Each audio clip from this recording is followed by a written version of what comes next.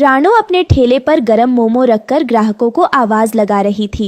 अरे गर्मा गर्म वेज मोमो ले लो, गर्मा गर्म वेज मोमो ले लो, जंगल के सबसे अच्छे सबसे सस्ते मोमो ले लो।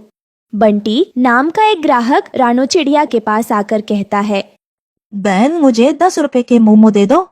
रानो चिड़िया ने 10 रुपए लेकर 2 मोमो उस ग्राहक को दे दिए।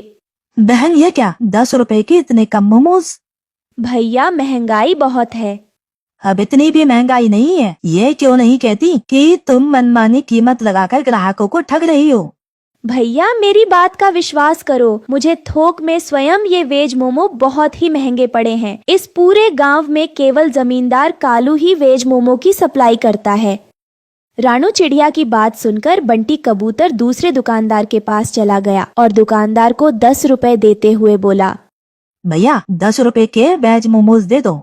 दुकानदार ने बंटी को 10 रुपए में 5 मोमो दे दिए। बंटी कबूतर वो वेज मोमो लेकर रानो चिड़िया के पास आकर कहता है, तुमने 10 रुपए के मुझे 2 वेज मोमोज पकड़ा दिए और उस दुकानदार ने मुझे 10 रुपए के इतने ढेर सारे मोमो दिए। लाओ मेरे पैसे वापस करो, मुझे तुम्हारे वेज मोमोज नहीं खरीदने। और मैं तो क्या, तुमसे इस जंगल में कोई भी वेज मोमोज नहीं खरीदेगा। तुमने तो लूट मचा रखी है।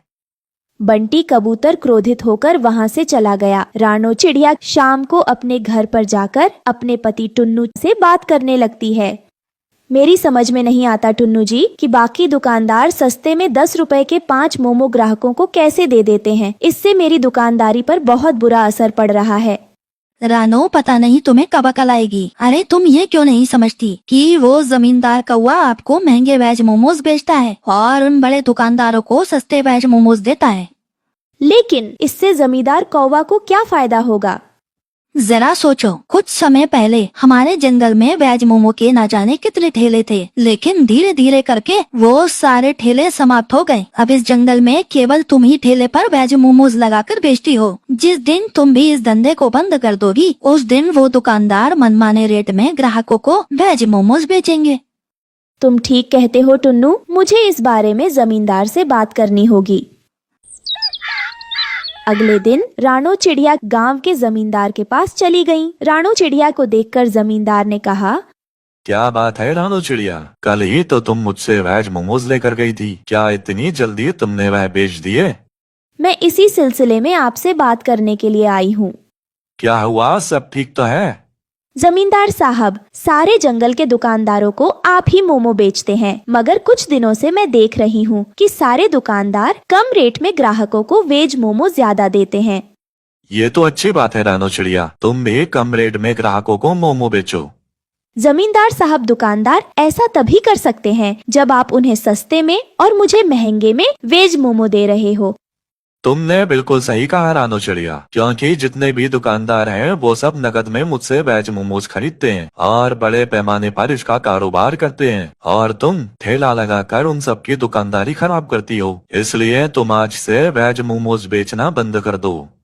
ये तो बहुत गलत बात है जमींदार साहब। इसका मतलब मेरे पति बिल्कुल सही कह रहे थे। आप छोटे दुकानदारों को खत्म करके बड़े दुकानदारों को बढ़ावा दे रहे हैं।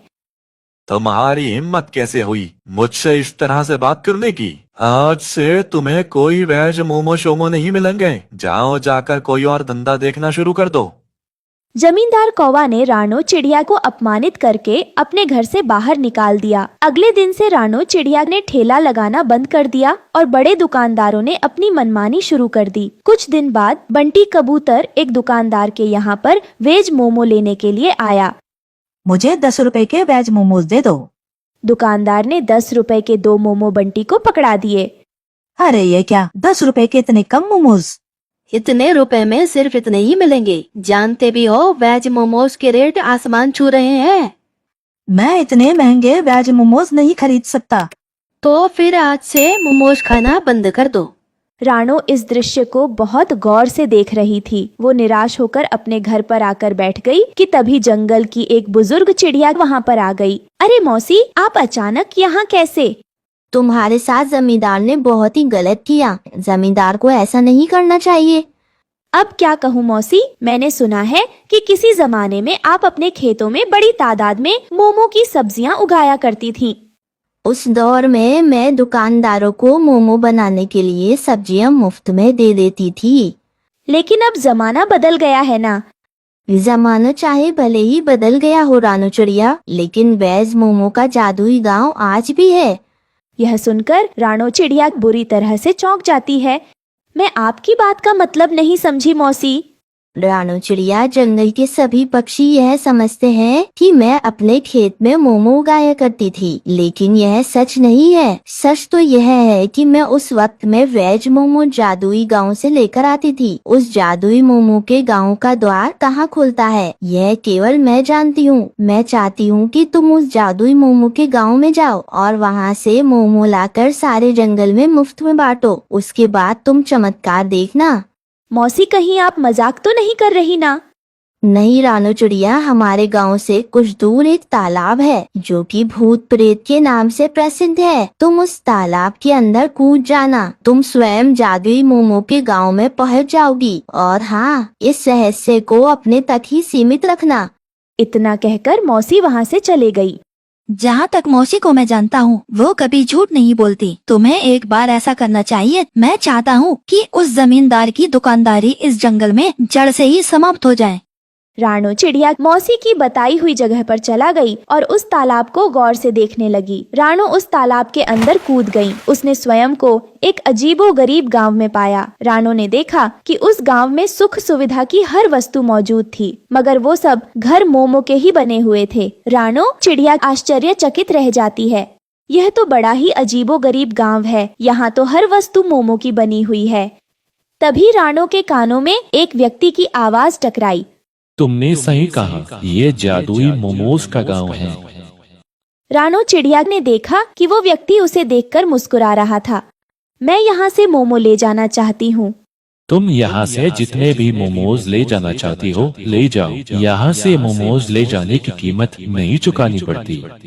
रानो चिड़िया बहुत सारे मोमो लेकर तालाब के किनारे आ पहुँची। अब मैं रोज वहाँ से मोमो लाकर जंगल में मुफ्त में बांटूंगी। मोमो ले लो, मुफ्त में मोमो ले लो, मोमो ले लो, आओ आओ। मुफ्त मोमो सुनकर सभी पक्षी रानो चिड़िया के ठेले पर आ जाते हैं। इस प्रकार जमींदार का मोमो का कारोबार ठप्प पड़ जाता है। दूसरी ओर जमींदार गुस्से से आग बबूला हो उठा और अपने आप से कहा, आखिर ये दो कौड़ी की रानो चिड़िया अपने आप को समझती क्या है? इसकी वजह से मेरा सारा धंधा चौपट हो गया। मैं इसे छोड़ूंगा नहीं, मैं इसे सबक सिखा कर रहूंगा। इतना कहकर जमींदार गुस्से से बाजार में उस जगह पर चला गया जहाँ पर रानो चिड़िया अपना ठेला लगाती थी। रानो चिड़िया, तुम्हारी वजह से मेरा धंधा चौपट हो गया है। मैं तुम्हें कल तक का समय देता हूँ। इस जंगल को छोड़कर चली जाओ, नहीं तो मुझसे बुरा कोई नहीं होगा। जमींदार गुस्से में रानो का ठेला तोड़ देता है और उसके घर को भी अपने गुंडे पक्षियों से कहकर उस पर बुलडोजर चलवा देता है। रानो रोते हुए अपने पति और बच्चे के साथ उस नदी किनारे जाकर रोने लगती है। तभी उस नदी में से एक मायावी देवी बाहर आती है। क्या बात है रानू चिड़िया, तुम उदास क्यों हो? तुम तो कल ही मोमो लेकर यहाँ से गई हो, क्या हुआ मुझे बताओ। हे मायावी देवी, मेरे मोमो और ठेला उस दुष्ट सेठ ने तोड़ डाला और मेरा घर भी तोड़ दिया। अब मेरे पास रहने का भी ठिकाना नहीं। अच्छा, तुम परेशान मत हो, मैं अभी तुम्हारा घर तैयार कर देती हूँ। इतना कहते ही वहाँ एक पेड़ पर मोमो का सुंदर घर तैयार हो जाता है। ये एक जादुई मोमो घर है। इसमें तुम्हें एक टोकरी रोज मोमो से भरी मिलेगी, जिसे बेचकर तुम अपना गुजारा कर सकती हो। रानो चिड़िया ये देखकर बहुत खुश हो जाती है और अपने परिवार के साथ मोमो के घर में खुशी खुशी रहने लगती है।